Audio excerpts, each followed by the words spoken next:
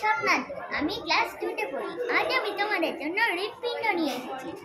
হৃৎপিণ্ড দুটো ফুসফুসের মাঝখানে থাকে, বুকের বাঁদিকে। হৃৎপিণ্ড আমাদের হাতের মুঠোর সাইজে। হৃৎপিণ্ড দূষিত রক্ত ফুসফুসে পাঠায়, ফুসফুস থেকে পরিষ্কার রক্ত নিয়ে সারা শরীরে ছড়িয়ে দেয়। হৃৎপিণ্ডের বাইরে যে পর্দাটা আছে তাকে বলে পেডিকার্ডিয়াম।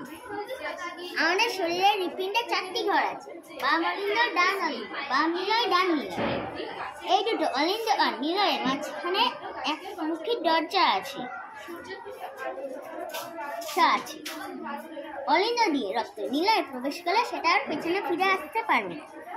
প্রথমে ঊর্ধ্ব ও নিম্ন মহাশিরা দিয়ে ডান অলিন্দে দূষিত রক্ত প্রবেশ করছে। একই সময় ফুসফুসীয় শিরার মাধ্যমে বিশুদ্ধ রক্ত বাম অলিন্দে প্রবেশ করছে।